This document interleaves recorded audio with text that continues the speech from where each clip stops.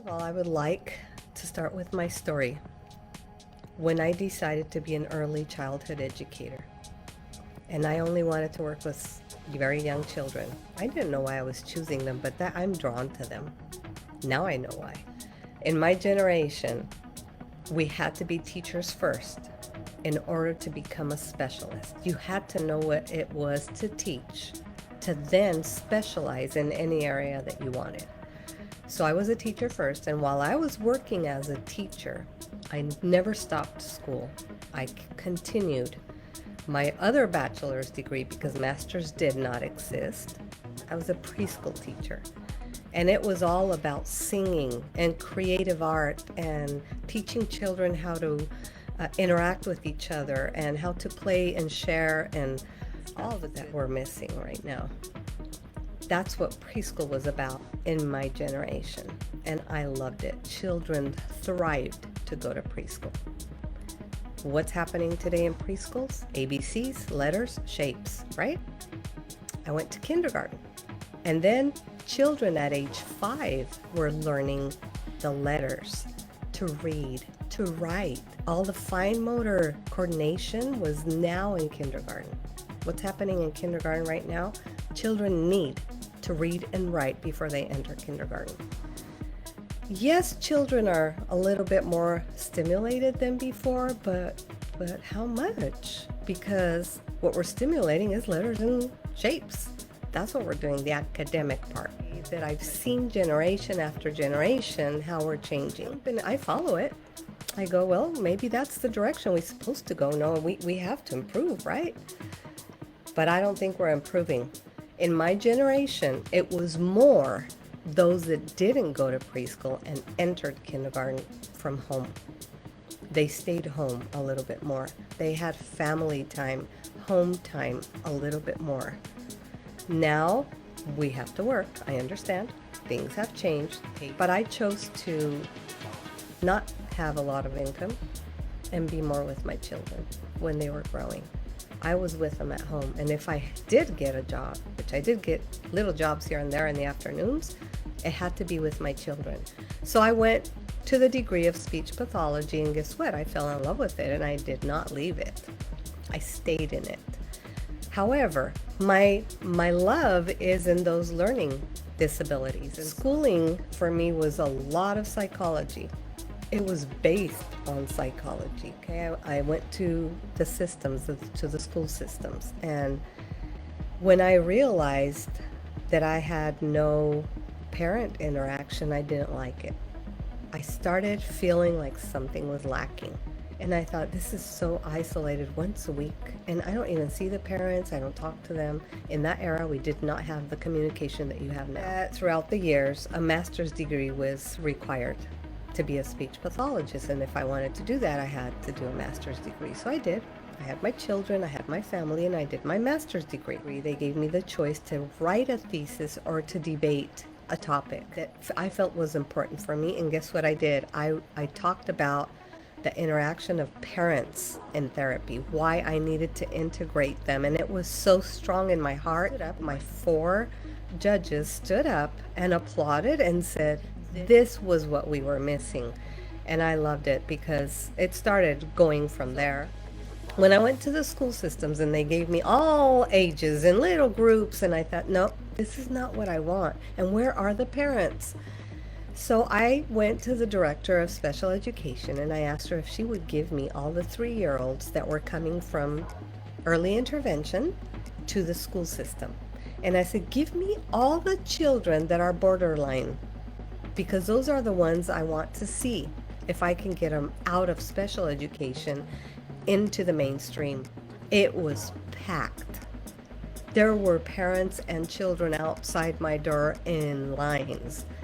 And I went, oh boy, how do I do this now? I had to develop something. I had to develop a system that would work. And I did it for 2 years. Let me tell you the results. The results were that 80% of those children went to school, prepared for kindergarten. They were in preschool. They were preschoolers, 3 to 4, 4 to 5. The first year, 80% of them went to a normal preschool and then to kindergarten, and I never heard of them again. 10% of them stayed another year and made it, and then they needed just a little more, and then they made it to kindergarten. So I was with them.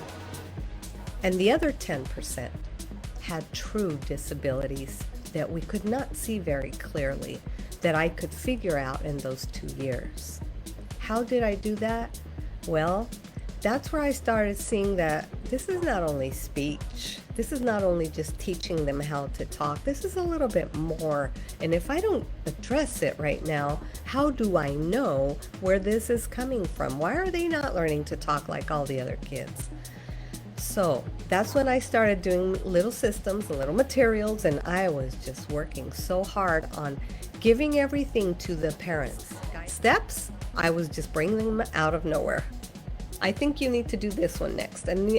And as I did that intensively every day, I was giving them 15 minutes mostly of my time, and they would go home. And parents were the ones in charge of doing this. 80% of them were dismissed from my programs and into the mainstream. What does that mean? That parents can help it if they have guidance, of course. And I did need to see them a little bit in the beginning. There's all kinds of personalities in parents, and I do understand that not because we have a baby, we know what to do. Now I know that I have to be very patient, that I have to help more, that I have to realize that yes, parents and adults, we all have different personalities. Okay, I have to do steps that are easy with the materials. And then parents started asking me if I could do private therapy. He would go faster. I want him to be done sooner. And so all the private therapy came, and I said, I can't do both. I was doing morning and afternoon, and I said, I'm going to do private. I opened my own clinic, and I had it for 10 years, and it was always packed. And in my clinic, it was required to be with me. Parents had to be in therapy. Knowing that some parents could not tolerate that I was strict with the kids and the kids were crying, and I just ignored the crying, because crying for me is communication. It's saying I can't, but I keep telling them, yes you can. And my patience and the way I'm interacting with them gave them a little bit of confidence, and the crying stopped. And parents have a hard time with that. Parents don't want to see children crying. So parents can be behind that mirror, observing what I'm doing, taking notes if they can, because they were responsible to practice all week. And I told them, this is my goal in therapy. I'm going to teach you something today, but you are going to repeat it every day. And all of them did. It was a little bit slower than I'm doing now, because now the steps are there, and I was starting all these steps. Okay, I was figuring out which ones work better, I've been doing this for 30 years now, watching, does it work, did the parent understand it? So I'm doing it based on that. Okay, because parents started calling me from California, from Mexico, from everywhere.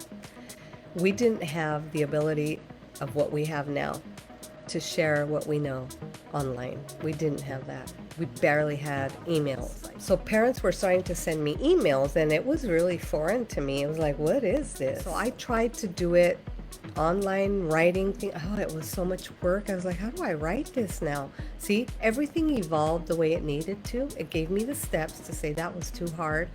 So I asked them, would you be willing to come? And they said, yes. Can you take us? We'll get a hotel, we'll be there, but give us more time than 30 minutes. And I said, how about I give you 3 to 4 hours? And honestly, we did that. They would come to me for 3 to 4 hours. I would tell them about all my programs, but I started writing in books. So I wrote books about my programs, and I said, here it is. Here's the whole thing. Go and do it. Send me information. I'm doing this step. It's not working. And then some of them came back, maybe 6 months later, saying, okay, we're done. What's next? I loved it. I loved it, because then I would see the child and I would see a total different child. And they just followed what I wrote, and they were not as sequential and as good as they are now. And they still progress. So the results of all that gave me the information I can guide parents. I can. They're doing it on their own. So how do I do this better? They would send me a video. I would tell them, you didn't hold his hand. You didn't. Oh my gosh, it was so much detail that I was like, I wish I was there because I could have told them to do that right there. I could have, see? And that's what I'm doing now. I'm doing it for you in a video, modeling what happens, what a child does, and how I do it. And I put words on there. This is what I did. This is what I did. This is a strategy. Out of, I don't know how many hundreds of children I saw through my clinic, 2 of them I had to give up. 2. Because they were too severe.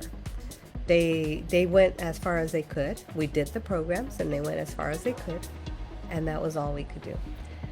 Mothers knew what to do. I told them the next steps. I told them how to do things in their routines. I didn't have my daily routines program. I wish I did. That would have helped a lot with those kids. I think they would have done more. See, now I have it for anybody. I don't want to receive those children that are borderline in special education. I want them to be in the mainstream. I don't want them to go through that process of being all elementary in special education if we can. Those that need it, then we should have them. I, as a therapist in the schools, if I really had only those, then we would have less. We would have less children, we would have more time, we would have more intensity in our therapy sessions. But we have so many that could have been done before kindergarten. Then I saw that parents were a little confused because they didn't know how to interact with the children. And I saw what was happening. These are adults teaching children that only have had experience with other adults. I mean, we grow with children, but we don't remember very much. But when we are adults, young adults, we know how to relate then with other adults, right? But then we have a child and then we want to treat them like an adult. And that's what I started seeing. They were giving children adult responsibilities. Well, you should know. Why is he doing that? He should know. And I'm like, no, he shouldn't know. How would he know if he hasn't experienced? I don't judge parents anymore. I know they have different personalities. And I know what the confusion was. I got a hold of it. And then I told them, okay, this is a child, and we treat children different. We have to, because they don't know what they're doing. And I'm going to say this over and over because I say, no, he does not know what he's doing. He knows he's doing something. He knows he saw it, and if it works, he'll keep it. That's it. If it doesn't work, he'll toss it and he'll do something else. And you'll see it positive and negative. They'll try it, and they build on it as well. If we let them go the negative way, they build and build and build, and then we have all these problems at school. Okay, this is the story I want to tell you that's very important for me. I received a phone call, and I pick up the phone, and I hear crying. And I said, yes, how can I help you? And she said, please don't hang up. I can barely talk. I am going to leave my family. My tears came out. My heart was pounding. And she said, I'm very close. Can I come see you? Oh, my tears are coming. I remember this and it hurts me. And she said, if you don't help me, I'm going to leave my family. And I said, please come see me. It was like 7 o'clock at night. And I said, come see me. Luckily, I'm very structured. My family was taken care of. I had them all organized. And I went down to my clinic and I took this parent in. When she described what her child was doing, I could not believe it. He was 2 years old. And she would describe, I like to take him places. So I took him to this museum, and I took him once. And we went there and he loved it. He went through this path and he did this, and she could describe exactly what he did. Why could she do that? Because then she said, I want to go more because he's the happiest kid when I take him there. Otherwise, he is terrible. And I said, what's terrible about your kid? She said that every time she went somewhere, or she did something at home, every event, every experience, everything, he had to do exactly the same way. And if he didn't do it the same way, he would throw a tantrum, and that tantrum would last. He could not calm himself down. She could not tolerate his crying anymore. And she said, I don't know what I'm dealing with. This is really hard for me, and I don't know what to do. And I heard about you, and I heard that you're strict with kids and that you guide parents. I don't know. It might be out of my area, but let's do something. I took the kid and the mother in therapy sessions. So I went to the home, I observed their interactions, I observed what the child was doing, and we started my programs with structure, with schedule strips, with pictures, with everything I do. That's where I saw the intensity and the importance of all the charts that I have on the wall, moving the pictures. When I structured his life, and I guided the parent on how to react to his behaviors and how to interact with them and how to expect things and how to go slower on extending and being flexible with those little steps that he wanted. He was the most insecure kid I've ever seen in my life. And so if he didn't do it the right way, and she said, just keep going because what we're doing, it's making him improve. So we did it for a year. And after a year, that whole family was a different family. The mother was a calm mom. She was very happy. She didn't leave her home. I love it. And she left after a year because she said, I got it. This is working. But then after that, I figured out we can make a difference. These are 2-year-olds. What's going on? We can make a difference if you're guided, if you have information. So my goal has been since then to have something for parents that they can follow. Not because they have difficulties with their children, not because their child is diagnosed. No. To prevent it. To prevent that you want to leave your home. Because now I understand. It was hard. It was hard for me to have 1 hour that I had him. It was hard. But with schedules and activities and expectations, until we desensitized him, we taught him, he acquired confidence in himself. That's what he needed. And that's what I admire from her. The courage to contact me and tell me.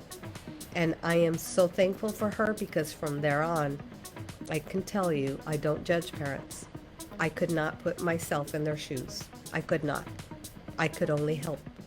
My programs are for all children, based on language. What do we teach to talk about? Isn't it animals and things in the house? Isn't it vocabulary that we need? Isn't it knowing what colors are and what their names are? Academics is what we all learn, okay? Is what you're focused on. Language is what goes on it. So now my programs expanded and they got really big because if I put all the academics and the language on them, then it gets really big. But I also saw that I could be teaching the executive functions through it. And in the beginning, it looks like little schedules, like little charts, but honestly, through structure, it's all the executive functions happening in the brain. And I'm doing them step after step after step. Now I see it very clearly. And I'm doing it very subtle. I'm not telling you, oh, here's an executive function. No, I'm just telling you maintenance of attention. Oh, alertness to a sound. Oh, and we're training that brain to have those executive functions. So my programs are intense, but they're simple, very simple to follow. And so let's do skills. Can they do the step one? Can they? Sometimes I do 3 programs at the same time. The listening program, the matching program, and the daily routines program. That's how I start. I do step 1 of each one, and I start a little session of half an hour. I do it tomorrow again, and I do it the next day again. You don't have to be moving too quickly, because that's why, how do I prepare everything? No, just do step 1. You to prepare the area where you're going to work so it's stable and consistent to have the materials ready for him. I do encourage you to start with those 3 and build from there, even though the child is a little bit older, because it will help him with the skills that he missed. Any child I receive, no matter what his skills are, I kind of start from the beginning to make sure I didn't skip anything, and they go really fast. The advanced programs are children that finish the beginners and are going to go to the advanced. And then I'm going to have these specialty steps. I'm finding certain steps that children get stalled on. This is the time from 1 year old to 7. We call it the window of learning because children are little sponges. They're ready to learn. Some of them are already intimidated, and I don't like that. They don't supposed to be intimidated by anything from 1 to 7. They're supposed to be eager to try things. Why are they intimidated? It's because we're pushing them to do something they're not ready for, and they back up. And now they reject us, and they avoid us, and they don't even look at us. Children are showing me that we're not doing it right. Let's back up a little bit, and let's teach them slower. Start with the programs, start with step 1, and they're going to do things because you're not going to say no, right? You're not going to correct. It's not just academics. It's not just language. It's not just executive functions. It's not just social skills. It's all of it without talking. By doing, modeling, you're going to love it. So I put simple steps for learning with the number 4. I tell it to go, and it opens this. This is my home page. If you scroll, you will read all about me, the purpose of the programs, and you're going to see the very first program right after. You click on the green button. I'm going to click on it. You're going to see what the program is all about. You can read about it. You're going to see what materials you're going to be needing, what things I'm going to be providing for you, and then you have a list. So you would click on the first one that's free to open and listen to the introduction. I talk to you, I tell you what this program is all about. Okay? So if you keep going down, well, you can see all the steps that I have in the program. When you buy the program, you're going to be able to open every single one of these. You have to hear at least 80% of that video and watch it. Then you can go to the next one. There's another green button that says purchase the program here, and the price is right there. Then it takes you to the page for you to put your information. If you click on the one that says English, it opens a Spanish one. Okay. I did the pages in both languages, and I did the videos in Spanish as well. It's so easy. It gives you a guidance, and it gives you peace of mind because you don't have to think of anything. You just have to prepare that. Some of them I did buy. Of course, I'm a therapist, but you can translate those into anything in your home. It doesn't have to be on the table if they don't fit. You can go in your kitchen and do it. But it was very important for me to give you a whole view of where these programs came from. To be a mother is a whole system. It's a whole creation of yourself. Being a therapist and being able to transfer what I know now has been a whole creation. It's taken me 30 years to get here. Thank you very much. I'm excited. I'm waiting for you.